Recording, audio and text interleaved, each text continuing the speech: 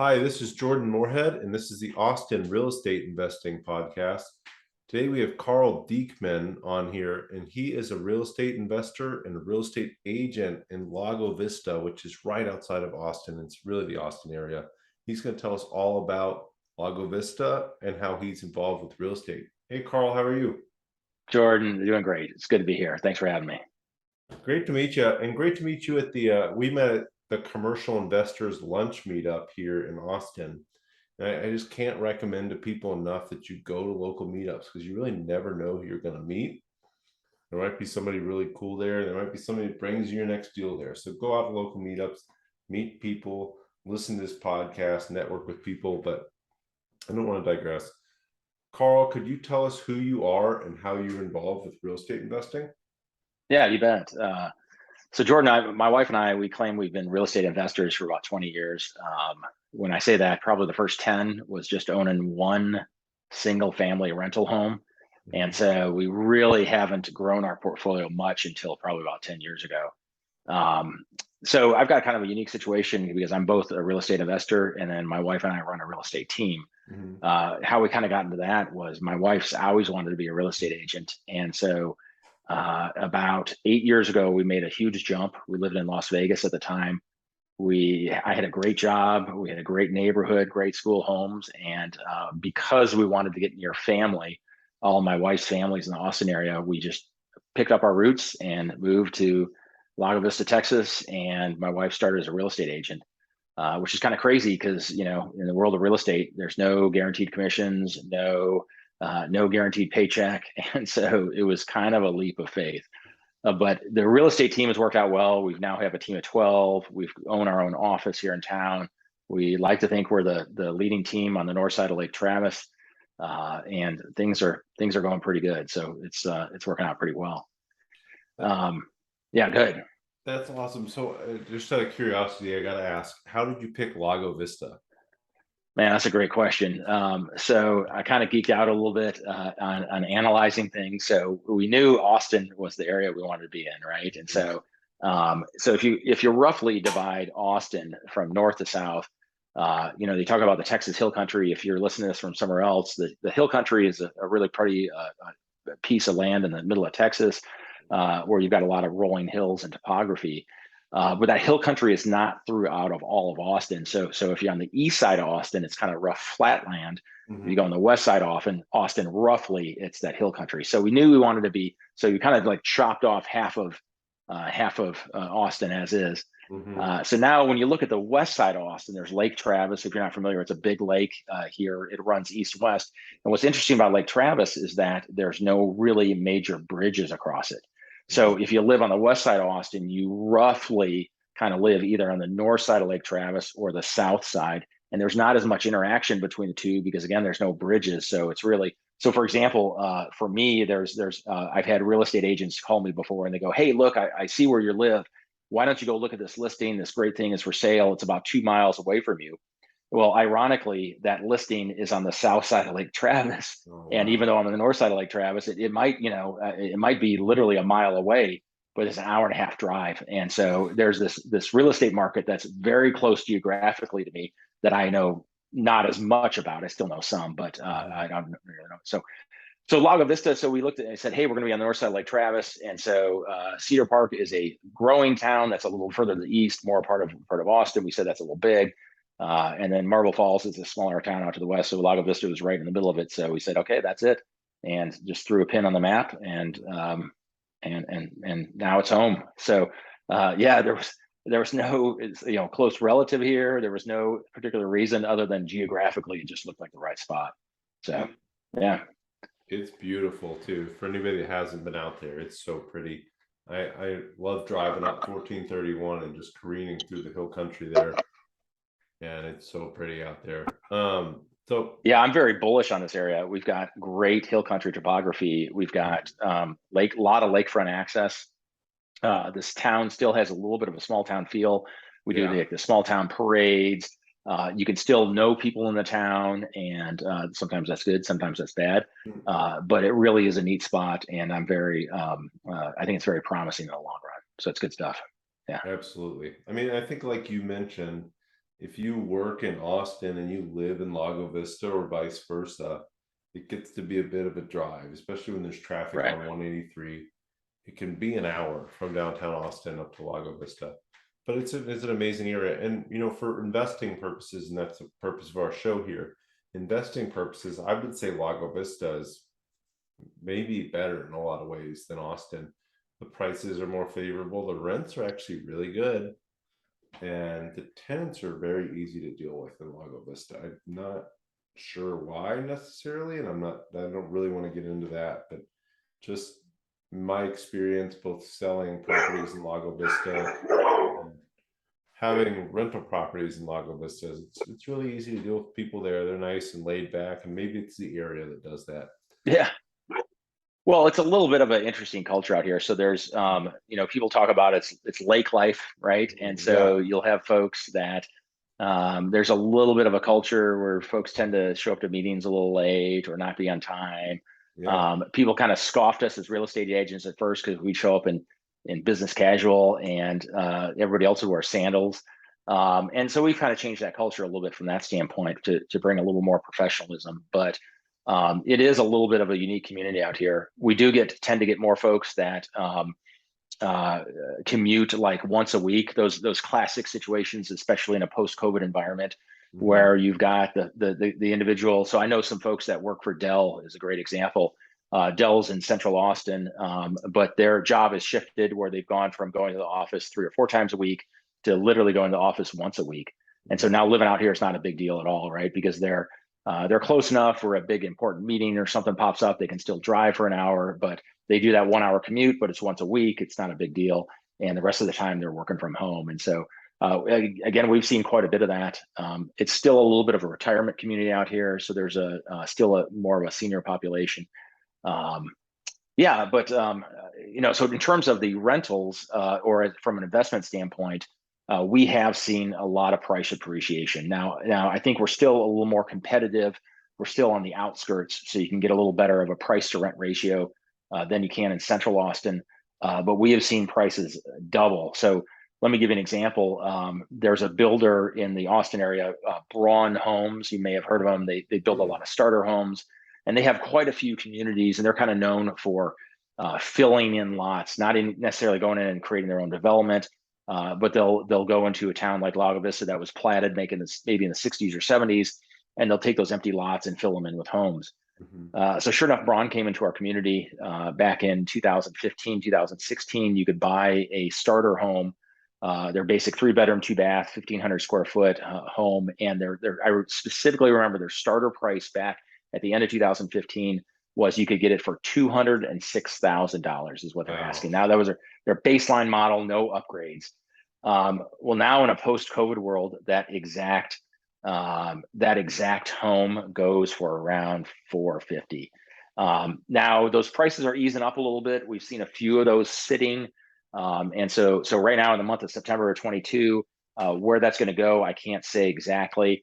My hunch, and so don't quote me on this, folks, but my hunch is that price is going to ease just a little bit.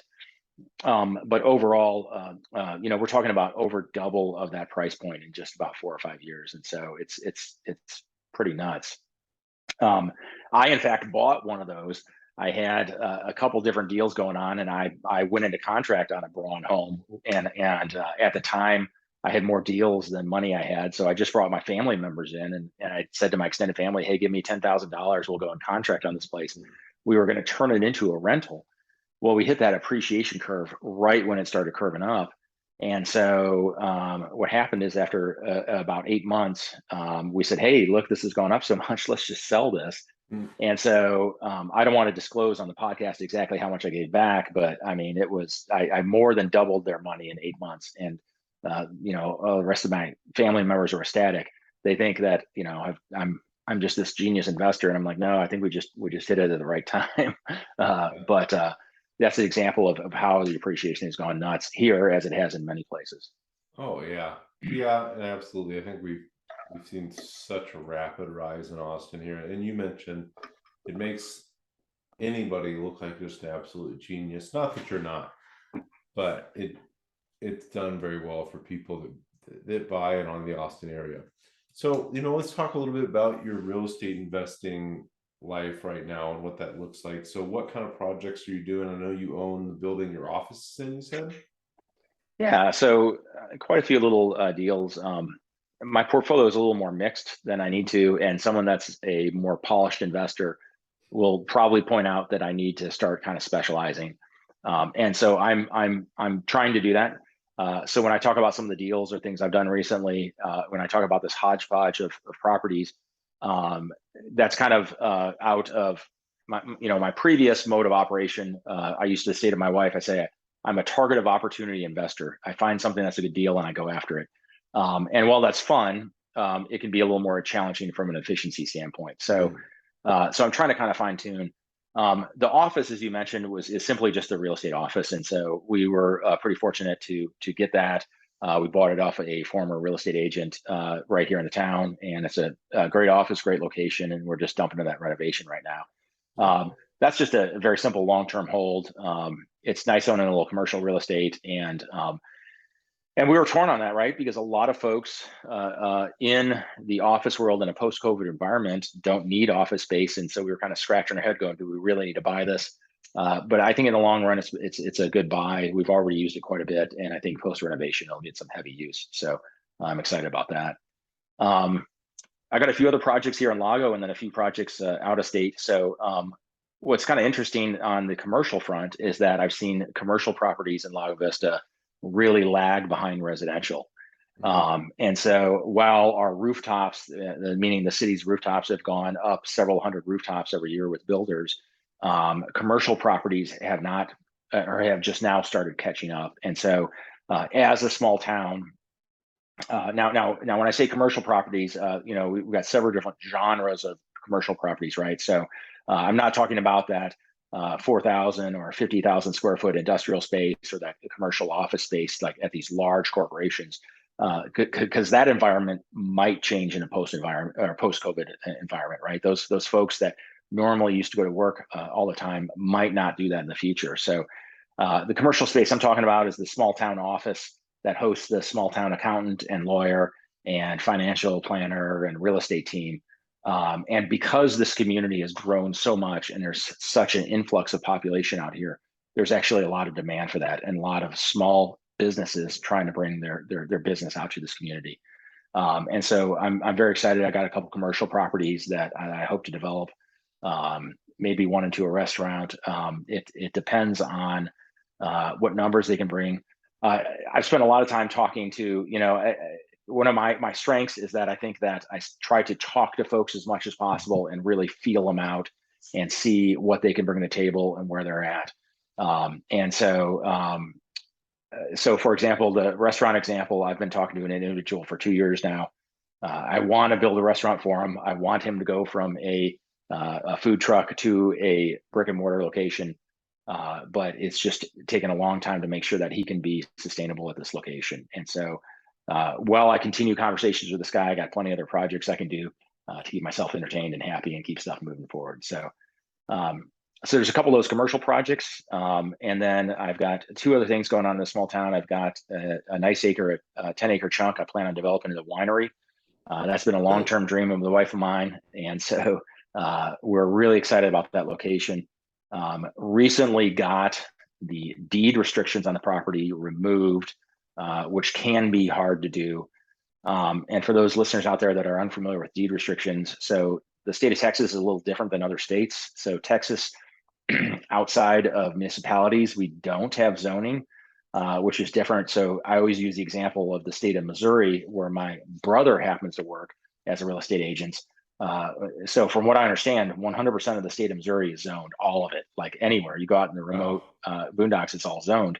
That's not the truth in Texas. We don't have zoning. And so as a result of that, people have found other ways to make sure that they don't have something that they don't want next door. And so that's come in the form of deed restrictions.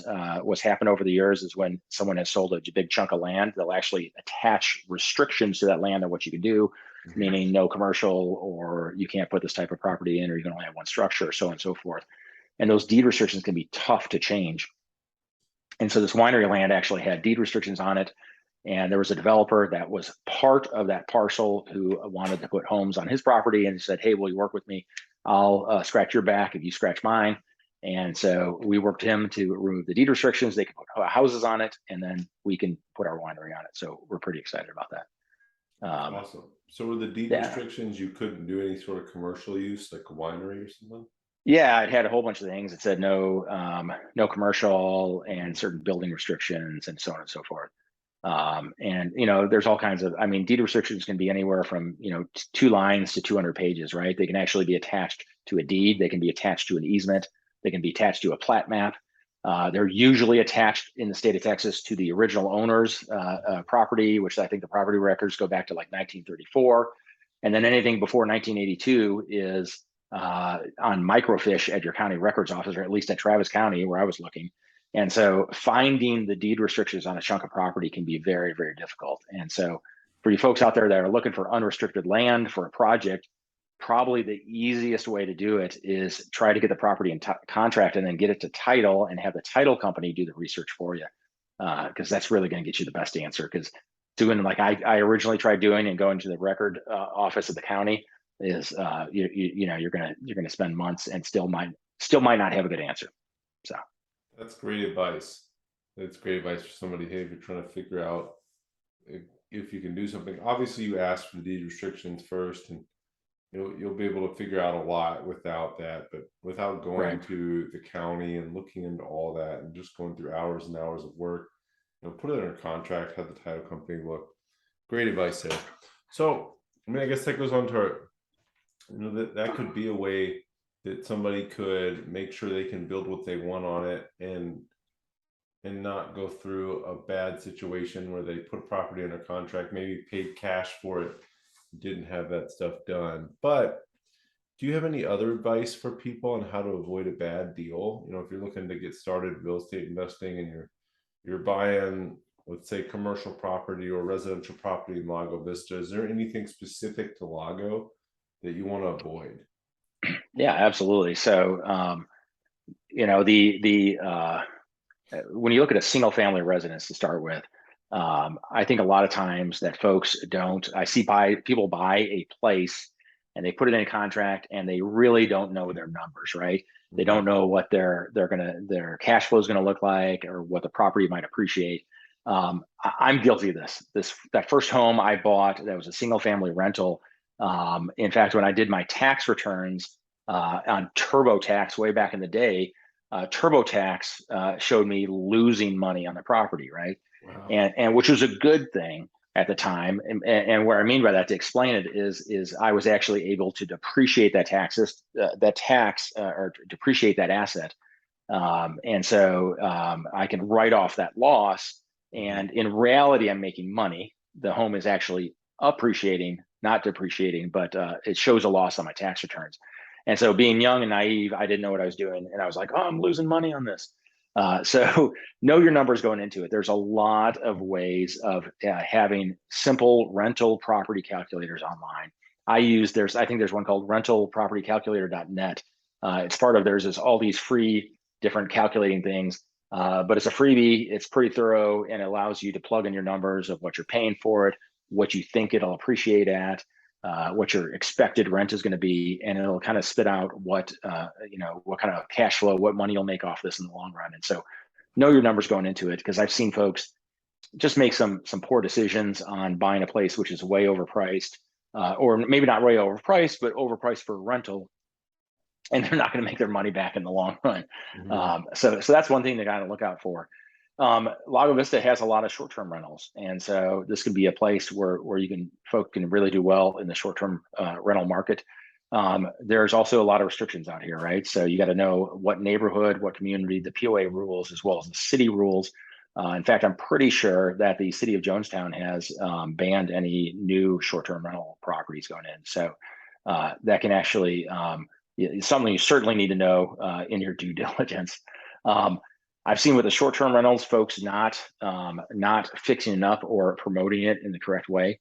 And what I mean by this is that I've seen folks do this professionally, and they have a certain look and a certain feel at their short-term rental, and they do very well. And I've seen other folks come along and they just they take their home in their current state and they post it on VRBO and try to get short-term rentals, and it doesn't have that certain look or feel. The photos don't look good, and so as a result, they don't get the returns or they don't get the occupancy they expect. And then finally, here's the interesting little nugget about Lago Vista in particular. So this community has what's called a POA for the entire town.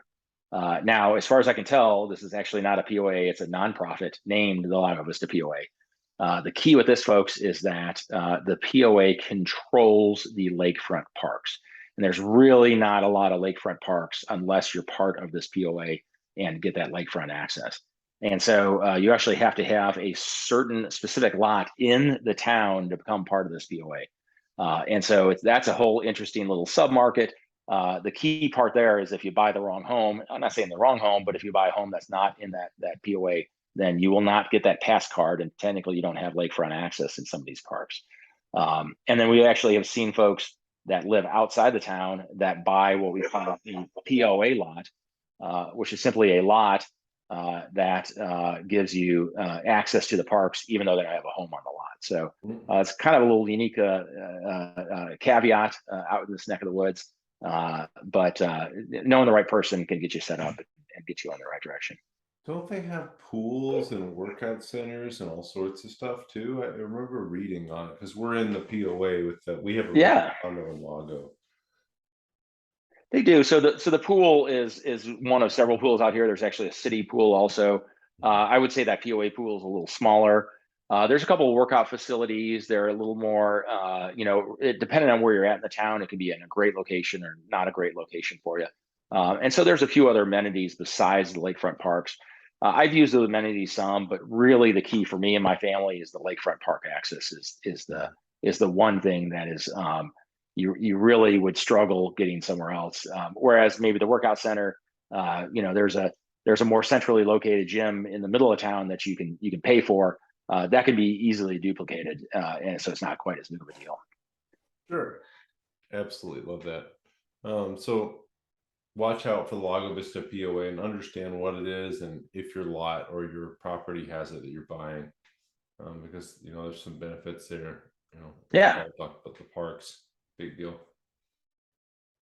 Carl, I know you've worked with a lot of real estate investors as a real estate agent. If somebody comes to you and says, "Hey, Carl, I'm looking to start investing in Lago Vista. I just want to buy rental property and build wealth over time," what are you telling them?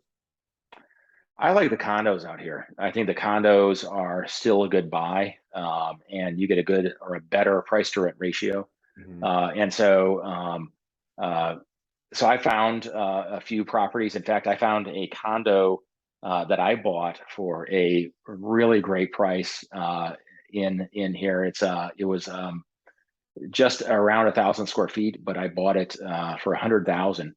I put it in contract the day that, if you remember, Texas had that big winter storm that came through 2 years Oh ago. yeah. And so that whole week was Texas was shut down, right? There's rolling power outages. And Thursday was kind of the climax. Friday it started getting a little warmer, but Thursday was the worst. So I put that condo in contract that day, Thursday. So wait till people are freezing and then they're ready to sell. But I put it in contract for about 100,000 and flipped it for about 3 months later for double the price. So that worked out well. Wow. Where I'm going is that there's still deals to be found with these condos. They have a better price to rent ratio than a single family home. And then you need to watch your HOA fees. There's a separate HOA fee for the condo, again, because you're not taking care of the exterior maintenance.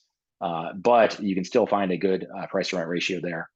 And there's a few other odds and ends or creative ways you can sponsor things. There's still little pieces of unrestricted land you can find that you can develop. I found a nice little chunk of unrestricted land. I'm putting some boat storage and a small storage facility for a Siteworks company I own 50% of. Occasionally you can find a lot, which is a deal, and sell that. Occasionally you can find a lot that has utility lines that has value to builder that was underpriced. And then that's roughly about it. And then finally that commercial space. If you can find the right commercial chunk where you can piece something together or adjoin lots, you can help with a development there.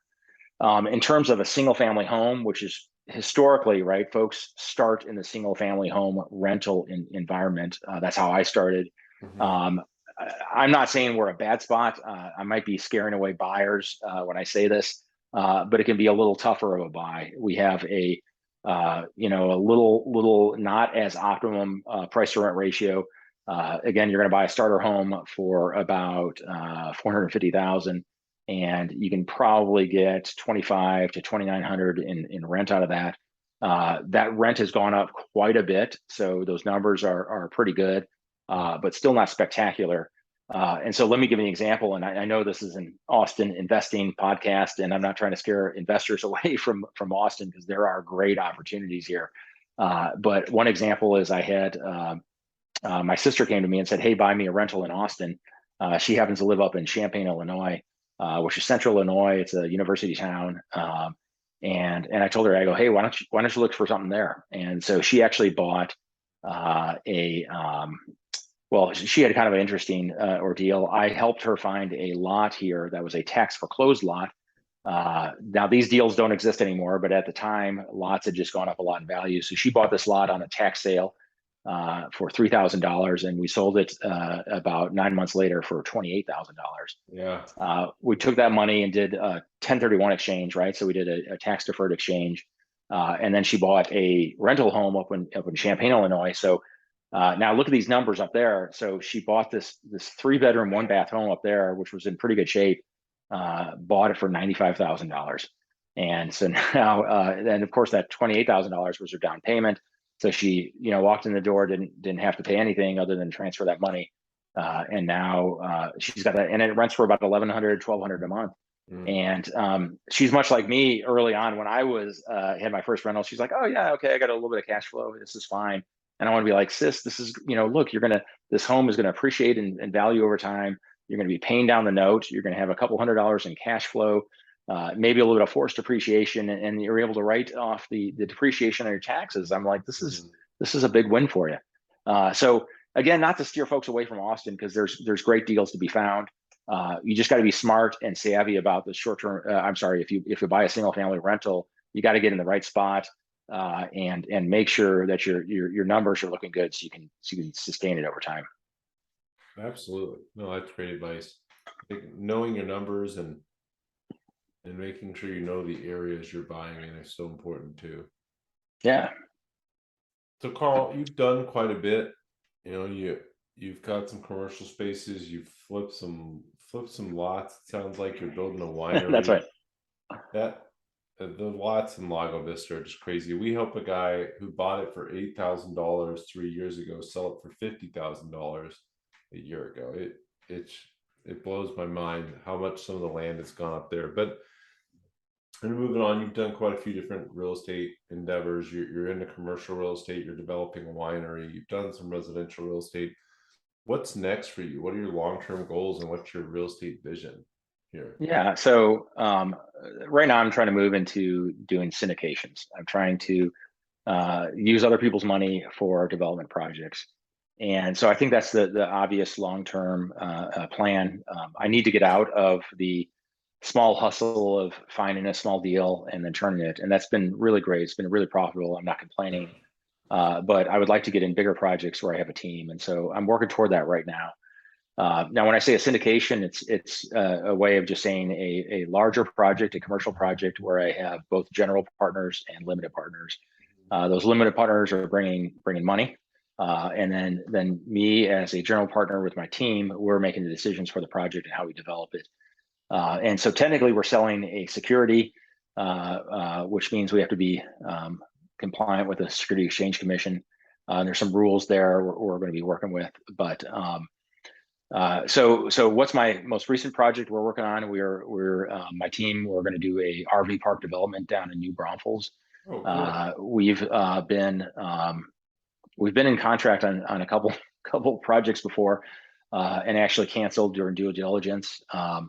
And we canceled the right reasons. We discovered some stuff that was not favorable to our project. So I've got a great feeling about this most recent one. I think we've done our homework, and it's definitely moving in the right direction.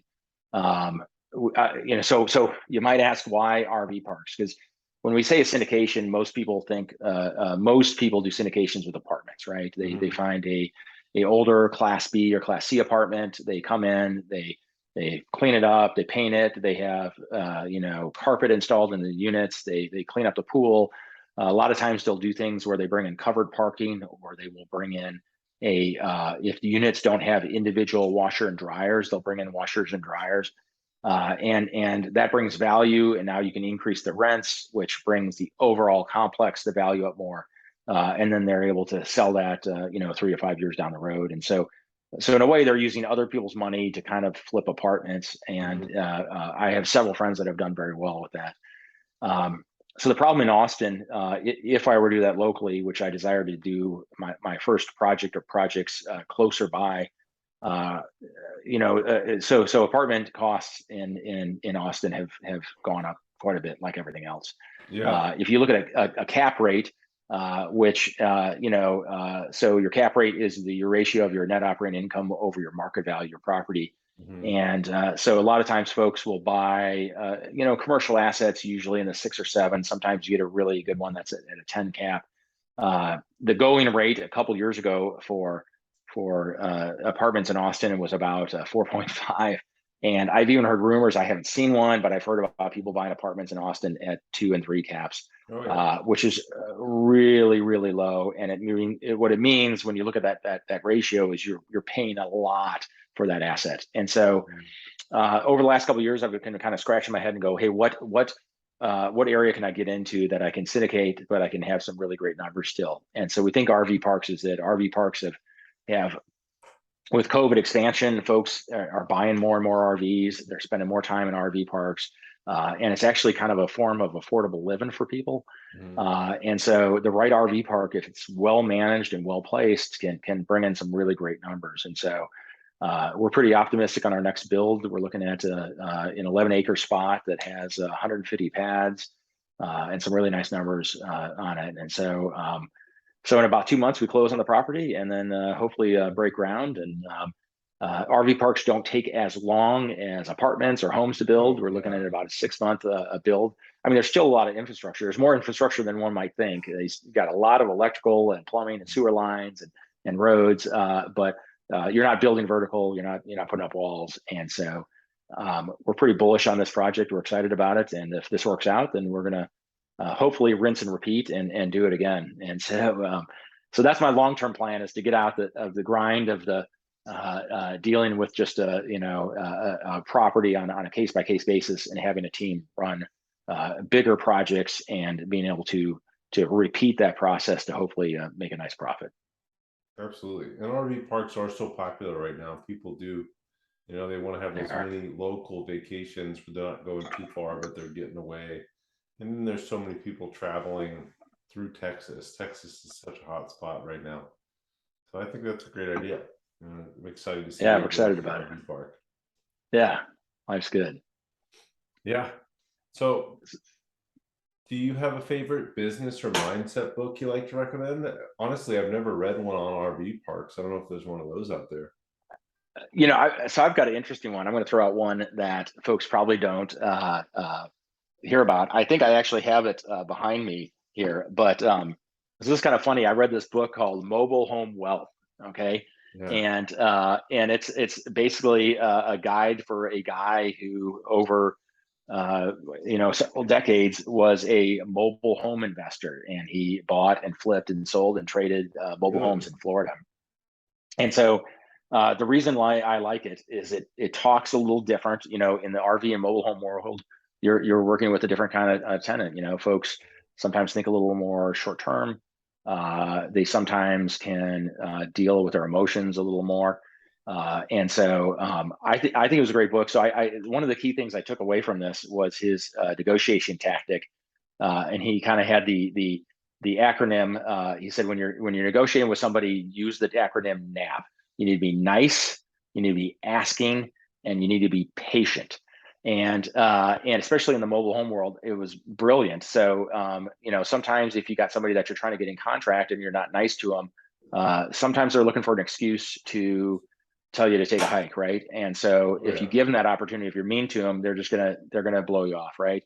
The second part is if you're asking, you can't demand anything. You've got to be like, hey, would you consider, sign the contract today, and Mhm. just keep on asking and pressing them, and then just be patient, right?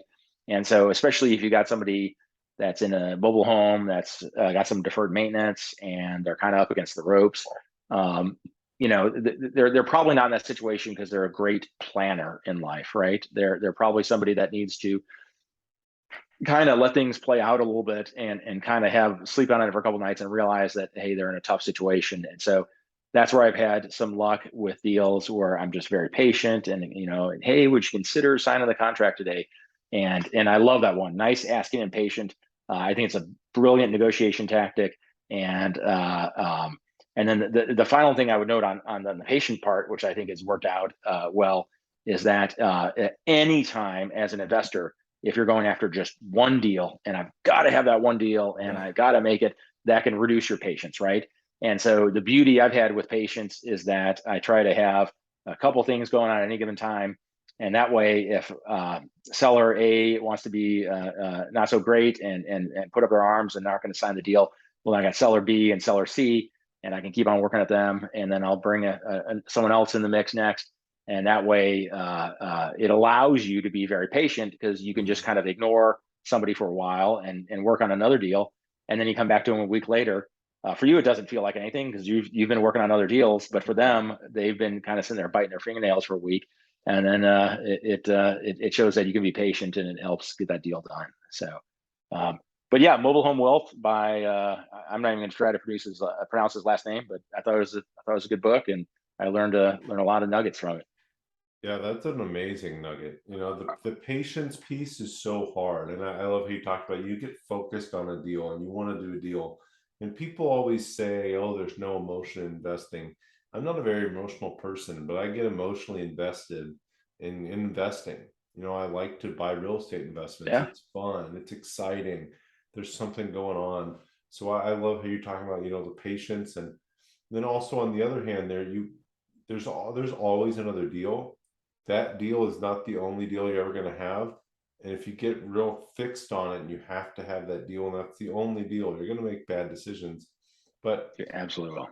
your advice there, just to continually be working on different deals. If deal A doesn't work out, then there's deal B, but there's always a deal B. And I think that's so important for our listeners to remember is, hey, this is a marathon, it's not a sprint. There's always another deal out there. So be Yeah, patient, be nice, always be asking. At the same time, you know when to move on and find that next deal. I was going to show you what I have on my dry erase board here. You talk about it being a marathon. Now, somebody's probably going to laugh at me on this, but it works for me. So I have my little picture I keep up on the wall. It's the tortoise and the hare, and I Nice. say, hey, my spirit animal is a tortoise, right? And Yeah. so just keep crawling every day, get up, plug through the same stuff, talk to the same people or new people, and just keep on chewing out my processes and just crawling forward. I'm not trying to make a drastic, climb a mountain in one day, and I'm trying to not do anything either. And as long as I just keep crawling forward at a steady pace, we'll get there. And it seems like it's worked out so far. Um, Absolutely. you talk you talked about there's always a deal out there. I've really been going hard at the investing for about 4 or 5 years, and I went kind of through my own emotional swings of deal finding. Because I had a couple swings where I'd find a couple things and then I wouldn't find anything for a little while. And after doing this over time and being able to move along and find another deal, and then I find another deal, I've kind of come to the conclusion that, hey, there's always a deal out there. Hmm. And I know it sounds kind of cliche. It sounds, everybody always says that, but I tell you what, if you're hunting, I don't care if the market's turning up, if the market's going down. I don't care what it is. There is always a deal to be found, and I Hmm. feel like You just got to be open to it, ready to run the numbers, ready to do analysis, ready to make an offer, and you'll get something in contract. It'll be good. Yeah. Yeah. And I like, you talked about it being a marathon. I love that you have the tortoise and the hare up there. And I think Yeah, if you're always out there and you're always doing deals for a long period of time, you talk about, but there's some story, and I'm sure it's not true, two guys set off to walk across the United States from California, and one did 40 miles the first day, and then he did, 50 miles the next day, and eventually he became exhausted and just, started sleeping and not doing so much. And the one guy said, I'm just going to do 20 miles a day, and do 20 miles a day every day. And he got there way ahead of the other guy who never even finished.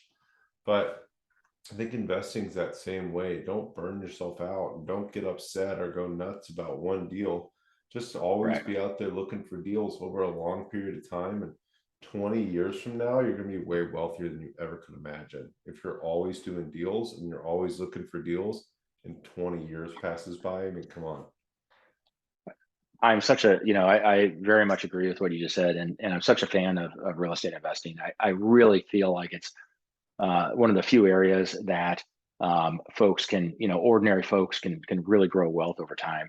I Mhm. mean, I've seen a couple of people do very well. I know a guy who started a mortgage company, and he's going to probably be a billionaire someday. His company's doing very well. But let's be honest. We're talking about a major, mortgage company. I knew another guy that made over $1 million creating apps for an iPhone, and a couple of them went big. And so, don't get me wrong, these are really neat stories to hear about. I love talking about it. I love interacting with these guys.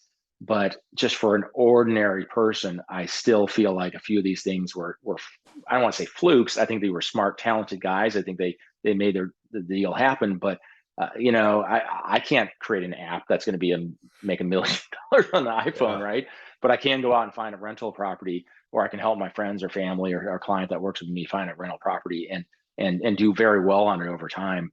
And so I really do feel like real estate investing is one of those areas that ordinary folks can make a lot of money and do really great. And you don't have to have particularly great skills or talents or be great at doing some app or be a famous musician or something like that. You can just be an ordinary person. So it's pretty cool. absolutely. Yeah, no, love it. I think it's such an amazing tool for available for anybody. And if you get started, you start to make more and more progress over time. And again, before you know it, you've built amazing wealth, and you haven't really done anything revolutionary to do it. Yeah, that's completely true. So, Carl, if people want to reach out to you and get a hold of you, what's the best way to get a hold of you? I know you run a real estate team in the Lago Vista area, but what's the best way to Yeah. reach out to you? Well, so I'm pretty unique in terms of social media. I'm not very involved on social media. There's, folks that so I've never had a Facebook account. Hmm. Uh, Probably don't plan on making one. I don't really know how a lot of the other social media works. So I'm on LinkedIn is my one social media outlet, if you call that social media. Yeah, I'd say. And so just Carl Dieckmann and Carl, and then Dieckmann, so two N's on there. You'll probably find me under KW or real estate agent or commercial real estate. And then the other spot is I'm active on Bigger Pockets. If you guys know Bigger Pockets, it's an Oh yeah. investment podcast, and then it's also a web page. And so I've got a profile there. You can probably find me there. And then online, a lot of our name is under my wife's name. So my wife is Emily Dieckmann. So we're the Emily Dieckmann Real Estate Team here in Lago Vista. Um, and then we have a lot of online presence for that team. So you'll find a lot of social media, a lot of Facebook, Instagram, all kinds of stuff there. And my friends sometimes comment on how I was on Facebook, and I was like, well, I wasn't really on Facebook. And they're like, well, your wife posted that. So, but you should be able to find us there. And we'd love to hear from you if you want to reach out. I'm kind of geek for investing. So I've had people just randomly call me up, and I'll talk for an hour or two about some investment project where that's like not even related to me or my town. So it's good. So don't be afraid to reach out. I like hearing from folks. Awesome. And what's the team name too, if people want to reach out and they're in Lago Vista? Yeah, it's the Emily Dieckmann Real Estate Team, and then our commercial side is Team Dieckmann Commercial, and so we've got agents for both, and so then my syndicating team is Paceman Partners, but that's a pretty new name. There's not a whole lot of web presence on that because we're on our first project right now. So Awesome. Well, yeah, we'll have to have it back on after the winery's up and running. right, Talk it'll be about how good. that project's gone. All right. Last question we have here, Carl. Most important question we ask in the podcast is, what's your favorite restaurant in the Austin area? Oh gosh, that's a great question. So Normally I would say my kids love either Domino's pizza or Buffalo Wild Wings, just because that's where we end up going to a lot. I'm not necessarily I don't get out too much here in the community, so so some of the main names that people know super well, I probably can't name too.